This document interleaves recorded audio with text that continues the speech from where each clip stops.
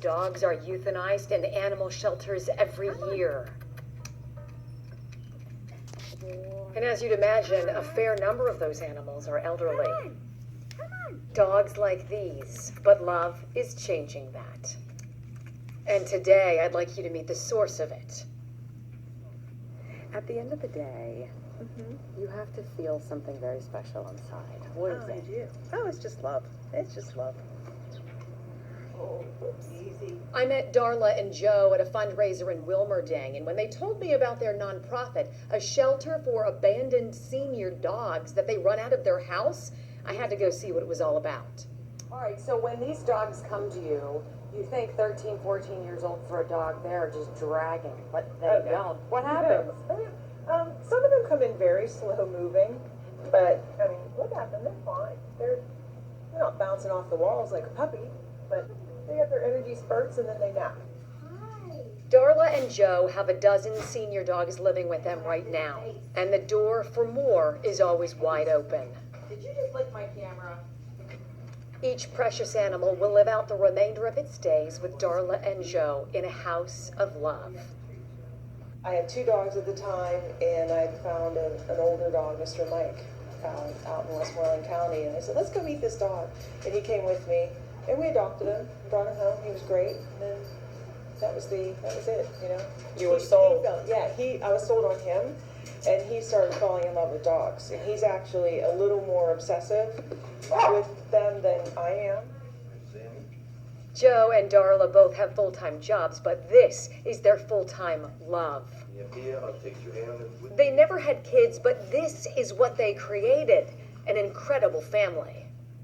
It makes me happy. It gives me a... And that is the kind of love I'm talking about. I can't describe it. It's really fulfilling. It's sort of clamping right now. And this is where the story of Gray Paws continues. To the left, we own the plot of commercial land over there next to a commercial business, so no one's ever going to be bothered by the dogs over there. Darla and Joe are moving their animal sanctuary a few miles down the road from North Versailles to White Oak into a bigger house with a lot more space. Yeah. This is your dream come true, girl. It really is. Are you so excited? We're very excited and exhausted. Yeah. Yeah, I mean, this is like serious because you're doing all the work. Yeah, most of it. We have volunteers to help us, but Yeah. I'd say 80% of the outside work's going to be on us. We'll get it done. I see AstroTurf. That's key. That's Yeah. the key. Once we get the fence up, which should be about another week, we can bring dogs in. Obviously, we can't move in we have to have that fenced in for them to access it. Are you so jazzed by this? Oh, yeah. It's awesome. This is all about, giving back. Making a difference. Right, exactly. We're not making money. The new sanctuary has an isolation crate for new animals who haven't been cleared yet to be with the group. A good spot post-surgery for recovery. This is going to be like the little medication station here. Water bowls there. And Look at this. we got chairs that do not have fabric. So we can easily clean the leather chairs. They're not real leather, they're faux leather. And then Joe made these, and our friend Bill Lewis made these awesome built-in crates. Handmade, beautiful wood. So we can fit 4 doggies under there. Okay. But All right, that's cute. these are things that people have sent us. An old friend from high school sent me that. My friend Marianne gave me that. Our friends Harry and Pat gave us that when Hershey passed away. Just really heartfelt little trinkets. My sister-in-law gave me that. Little spare bedroom. Little futon action. And you got to take a look at all the extra touches. Check out this lamp. Yeah. That's cute. Love it. Do all the accounting and bookkeeping, everything in here, and then this is where I make all the fundraising baskets anytime we have a fundraiser. That's what's on the shelves, and there's some that we're getting ready for the golf outing in September. And there's more. This is the sunroom. Yeah, multi-purpose room. Board meetings in here. Right, our board of directors meet in here. We can fit a good 24, 26 people in here, and seated at tables. The doggy door, yay. Just put that in this Whoa. Same setup as the other house, just so they can access the yard. And how about 2.5 acres? Shut the front door. This will be the dog yard. And how much easier to clean up, huh?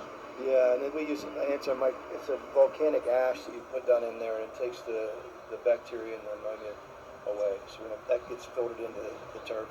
And beyond the yard, Joe and Darla plan to put in a therapy pool to help the dogs and their aching muscles. Look at all that you're doing for these dogs that wouldn't have had a chance. Yeah, or a quality of life, you know.